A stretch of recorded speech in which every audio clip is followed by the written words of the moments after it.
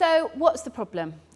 You know, we know we've already talked about today, and those people who've come to other events, we talked about the fact that we have a large proportion of children both in reception and also in year 6 in London who are overweight or obese. We know that London has one of the highest levels of childhood obesity. And so we know that obesity is a problem. But why is this a problem, particularly in terms of normalisation? Well, a health survey for England finding was that 9 out of 10 mothers and 8 out of 10 fathers with an overweight child thought they were about the right weight. So actually, in terms of perceptions, we're not seeing it.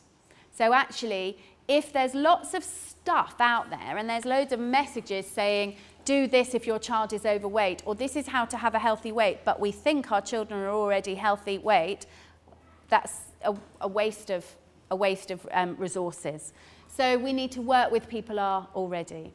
And obviously, with an increase in the amount of overweight and obesity, it's becoming more and more normal. What doesn't help is the media, who are doing a wonderful job for us by telling everybody how often, what a problem it is, and telling everybody how many people are overweight or obese, because every time they do that, what does it do? Absolutely, it just says, well, everybody else is, so that's okay. So actually, you know, where people are getting their information from is another really important point. We talked about it this morning with physical activity and said that actually the fact that there's been the big air quality crisis means less people want to walk or cycle, because actually now we've told everyone what a problem it is to get out of your car that is causing the problem and walk or cycle. So actually where people are getting their knowledge from is really important, and we'll talk about that in terms of insights of actually really thinking about who do people listen to. Because actually, if they're listening to the media, they've got that. If they're seeing things on social media, but actually, people around them, you know, are the people who are really important. So we've got the issue that people are unable to recognise overweight and obesity. And, you know, this is a whole systems approach. We've talked about it in our introductory events. It's complex. It's not just about, you know, a willpower issue. It's really about lots of different factors. And there's lots of stigmatising attitudes. There's lots of stuff going on. So we've got to make it easier for people to do things. The other thing that we have is that the majority, so this was in the British Social Attitude Survey, the majority, so 80%, said that people should just do something about it themselves. So this attitude of not wanting the system to do things is a little bit of a problem. However, you'll see in terms of what the Great Weight Debate findings have said, that actually that's at conflict with what people say that would make it easier for them. So people saying actually that, you know, people could lose weight if they tried. But that's not that helpful, because actually that's not necessarily possible. And however, 82% of people think modern lifestyles are too sedentary, which they are, we know, and 91% feel that fast food is just too easily available. And interestingly, younger respondents and also those from a black or minority ethnic background are more likely to think healthy food's too expensive. So rather than just trying to convince them it isn't, actually in a lot of cases it still is, depending on how people are buying and where people are buying, an expensive option. And there's a real issue with people saying we haven't got enough time. Now, if those are genuine barriers that people are saying are there, we can't just tell them that that's not the case, because that's actually the way of people's lives. We've got to fit in with what's going on for people and make it easier, make it cheaper, or make the bad stuff more expensive, and just make it more normal so people see lots of other people changing.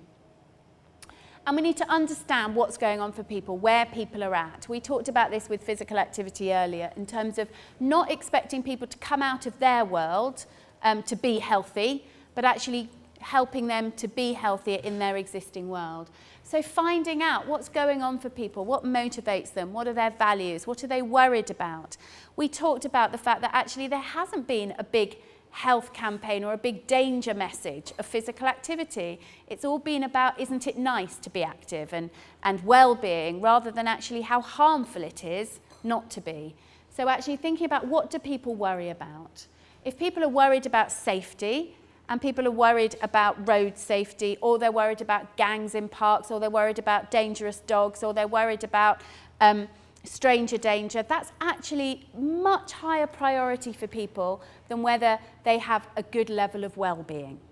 So ultimately we need to work with where people are really at. What are the benefits they're looking for? But really importantly, what are the barriers? You know, what actually makes it difficult? And what are the beliefs and attitudes? And as Janelle said earlier, they're going to be different for different groups. So actually we need to really understand those to be able to work with why is it okay to be this weight, or why, if I tell you to come to this group at this time, is that just never going to happen? Because ultimately, while we're trying to sell get active, eat well, do all of this, the commercial world are selling people what they really want, which is a bit of me time if they're a mum, or happiness for their children. You know, when we've got the commercial world out there with point of sale that actually tells people, so they don't even have to think about it, that ice cream makes them happy, we've got to do quite a hard sell to get over that. So ultimately, that's what people are buying. They're buying convenience, they're buying happiness, they're buying things that make them feel good. And unfortunately, we're asking quite a lot of people to give up the what makes you feel good right now to get longer term reward, and that's quite a big deal. So we've got to find out some motivators to be able to work with them. And we need to understand those different cultural behaviours. So for example, we know that there is a higher prevalence of childhood obesity in some different ethnic groups. And we're going to hear about some insights that might start to unpick why that might be. We know that that gap is widening as well, that actually is becoming more and more of an issue. We also know that in London, nearly 42% of the population is from a black and minority ethnic group. So actually that's almost half. So really, it's not as relevant as the national picture, and national campaigns and some other things, you know, aren't always going to be as relevant. But we also know that within that, different groups will react completely differently. So again, we can't just put everybody together. We need to really think about the different drivers of behaviour. And we obviously know that that's 3 times higher than the national average. And we also know that there's a real difference from different boroughs and within different boroughs. So it's complex. And the more we know, the more knowledge we've got about what the different drivers are and what the different barriers are, then the more levers we've got to work with, the more opportunities there are. So I'm just going to share a few different insights from different projects. So this is quite old now. This is some research that informed the consumer insight summary, that informed the healthy weight, healthy lives, that then informed change for life. Now the issue with this was that actually in terms of the black and minority ethnic group research, there weren't huge sample sizes and it was qualitative research. So while it's really rich in data, it's not statistically a large number, so do take it with caution. But this was when the research that they did with Bangladeshi and Pakistani families, and some of these things will resonate with different people that you work with. So one of the things here is I just don't let him out. I worry about him going out on his bike and hanging around the shops with his friends. You just don't know what they'll be tempted to get into. That's when they go bad. So that's quite interesting, because actually one of the insights we've had before about why people won't let their children out is about safety and what other people might do. But actually this fear of, well, if they're hanging out with people, what might they do? So thinking about safety. Real high priority on educational achievement and homework being prioritised, and that being really important. Now we talked about that in physical activity. That's an issue, but it's also an opportunity, because actually we can start to talk about how physical activity can boost educational performance and actually think about how we can use that. I'd love to be able to go swimming or take the kids. There's so much else to do. There's cooking for the mother-in-law, looking after my sister who's disabled, running around after 4 children. Where do you fit that in? I'm exhausted. So actually time is a factor across everybody, but different demands on time. So there's no time, and it's just not a cultural norm. Being physically active just isn't a norm among a lot of families. And this echoes what Janelle was saying earlier, actually. The problem isn't our home food. Now you have these halal chicken and chip places on every corner. It's just too easy to grab something from these places, a treat for the family. Another thing that came out in this research was also the fact that what a lot of families were doing was they were having all their meals, and then fish and chips, for example, was a snack. So that was, and again, it was that ability to integrate with Western. So it's like, right, I'm going to school and I've got all my friends that I have my chicken and chips or my fish and chips with, and then I go home and I eat my meals. So that already, you can see how many extra calories that is causing consumption. And parents don't control, so the Western convenience foods are outside of the home. So parents are really in control of food at home. But outside of home, that's nothing to do with me, because that's when they go and be with their friends. So actually that lack of control and that real conflict is an issue. And also the impact of family. Now I know impact of family and mothers-in-law can happen across everybody. But actually lots of different people with different opinions. So when we think about who people are getting their knowledge from and what it makes a healthy weight, we might be told one thing by the health visitor, but a member of our family will be telling us something else, and we have to respect their opinion. So really thinking about where people are getting their knowledge from is very important. Now there's been loads of focus on saying you need to cook from scratch. Well, scratch cooking is normal. So actually a lot of cooking from scratch is already happening. Great opportunity. You know, actually thinking, you know, but we can't be going out there with a cooking message that's the same for everybody else, because actually that cooking is happening already. And different perceptions of what different weights mean. And we'll hear a bit more about that from Vida in a minute. Just to pick up on a few other insights from across various different ethnic groups. This was a study that was done with different young children and parents in London. I don't know how different this is to everywhere. There was a real dislike of school meals, but school meals being felt that it didn't cater to different tastes. So that ultimately it was very bland and not a food that would remotely be seen in their homes. So they weren't going to encourage children to have the uptake of those. Real lack of knowledge and a lot of negativity towards physical activity, particularly among girls. Parents feeling that physical activity is the school's job. That came out loud and clear.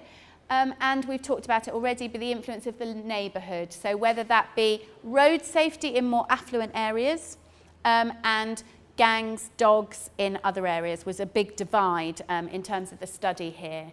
Places of worship were a key focal point for social support, particularly around food. So a lot of people would feel that the message could come from faith leaders, but also that there were community events, festivals, occasions when they would eat together and eat, seeing other people as a big social occasion. Again, a really big opportunity. Family roles and responsibilities was interesting as by both a facilitator. So, you know, there's a lot of messaging that goes around saying if you can eat together as a family, that really helps with diet. Well, people are already eating as a family in different groups. So actually saying, well, let's capitalise on that, but also let's remember that message just isn't going to cut through.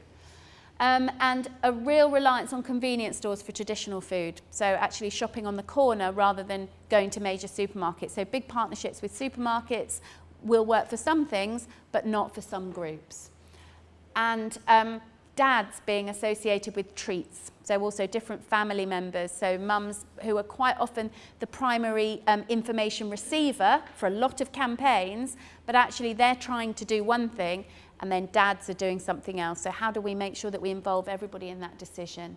And really thinking about some opportunities. So one of the things that came out was the fact that people are reading food labels a lot more to check for ingredients that they want to avoid. So actually, again, if people are already engaging with labels, great opportunity to upweight that, to be looking for other things in there. I'm just going to share a couple of examples of how insights have been used, different cultural examples of how they've been used, before we hear a couple of more tangible, practical examples for us to take forward in London. And this was actually something that was done in Rotterdam. So Rotterdam are part of a network of different organisations across Europe and across the world now, taking a whole systems approach to childhood obesity. And they had a real issue with particularly Turkish and Moroccan mothers children not consuming water. And they had a real problem with water consumption as their biggest thing with that particular group. And when they did their insight work, they found out that actually children, it was very much, children didn't want water, and that was seen as really an inferior thing to be giving your children. Was actually that, you know, all the cool kids had other drinks. So actually that was really, that's why you would give other things. The other thing that they found was that there was a real strong belief. We talked about, you know, that sense of values and belief of being a good mum, but a strong mum, being in charge. So ultimately they tapped into that, and they did something very much around the fact that you're a good and strong mum when you give your children water twice a day. So it was ultimately about really focusing on that and working with where they were at. And just sharing something that this isn't London, this is somewhere different. I talked about green spaces in Portsmouth, but a piece of work that we did, or we helped facilitate in Portsmouth, which was around, again, looking at different family makeups. So when we went and did some scoping work, we found out that actually it was very different according to different family situations. So the target group that we ended up working with in this particular area, which was very much white working class families, was 2 parents working, what would be called now the just about managings, because actually time was a real issue. But something else that was so important was there were over 50 cooking projects happening in the city, and every single one of the families we talked to said they already cook. But what they meant by cooking was putting frozen food in the oven, and that was what cooking meant. So that's where they were at. So going out with big cooking campaign was really pointless. However, they were open to say, yeah, I know it's a problem, but I haven't got time. And really, you expect my child to go from eating this to eating what you're proposing. It's a leap too far. We're not going to do it. So the whole programme was about tapping into the fact that, first of all, they all shopped. It was in an area where there was one supermarket that everybody went to, which was Asda, or they shopped at Iceland, which was right next door. So the idea there was about giving them healthier options. So it wasn't about doing new promotions. It wasn't about putting things on offer, because there were already loads of healthy food offers, but nobody knew about them, because actually the ones that get the off-shelf display are the ones for all the bad stuff. So it was about highlighting what was already healthy. So it was actually about saying, with shelf-edge labelling in the freezer, these ones are healthier options. And each Asda has a local, their manager has jurisdiction over 2 displays in their store, which is worth knowing. They have an ambient, so the kind of warm foods, like normal foods, and freezer.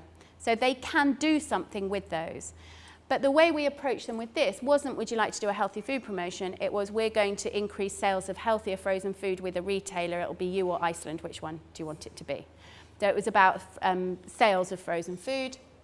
And it was about really getting them to see that this was what was going on. But importantly, the message came from Asda, not from the public health team. So as far as they were concerned, Asda, who was in their world, was telling them that this was possible. And they saw lots of other people like them doing it every day.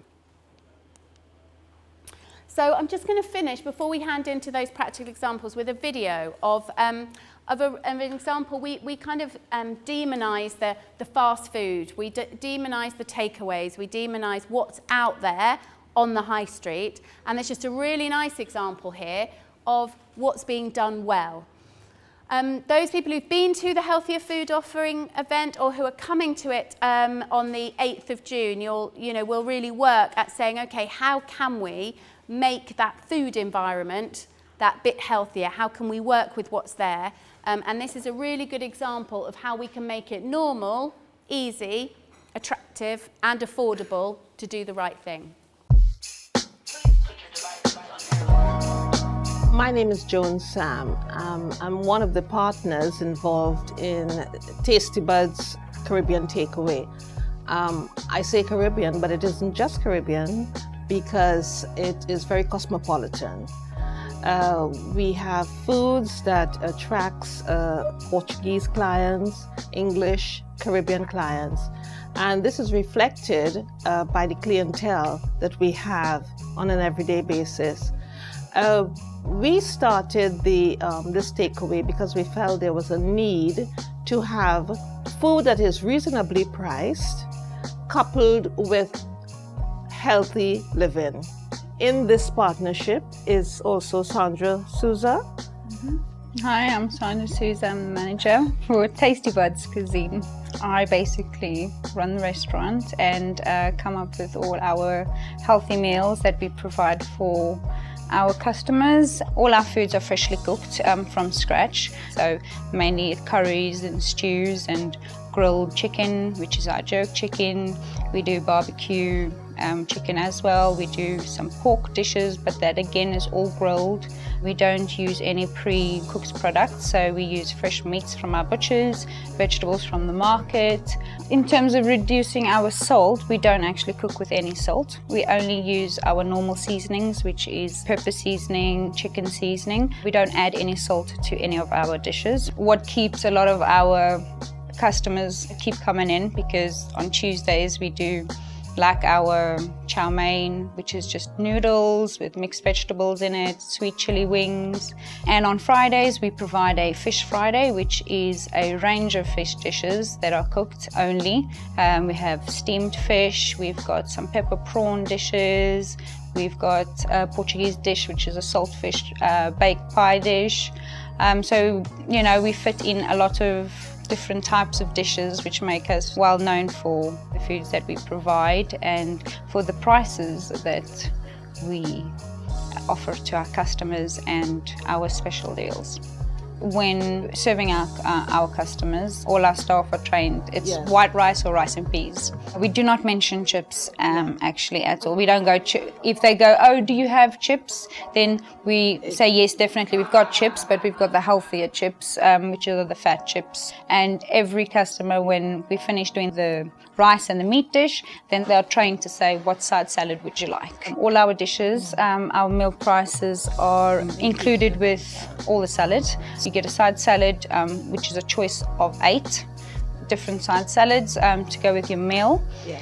And sometimes the joke with the staff, we've told them is if they go, oh no, I don't want a side salad, and we go, what about your 5 a day? What happened to that? Yes. And they all start laughing about it. So it encourages them to take it, you know. So a lot of our customers already know, okay, and just give me that for my side salad. So yeah, that's right. Yes, make them feel a little bit guilty if they're not being healthy. You're right. Our average prices is £3 a meal for a regular meal.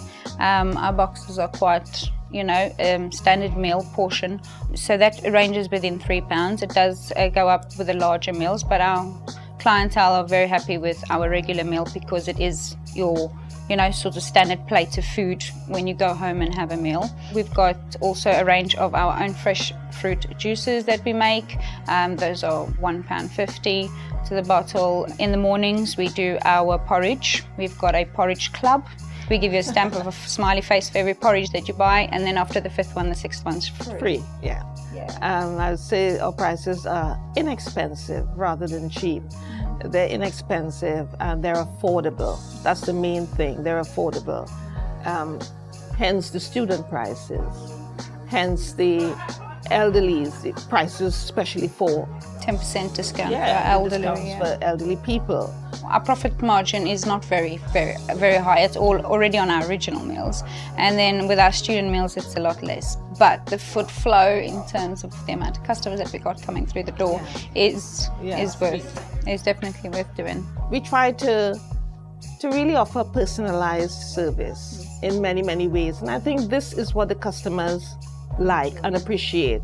And when we speak about the customers, each time we're talking about the multicultural mix. Nothing is just the Caribbean people. Everything is a complete mix. And that is what we really love about this business.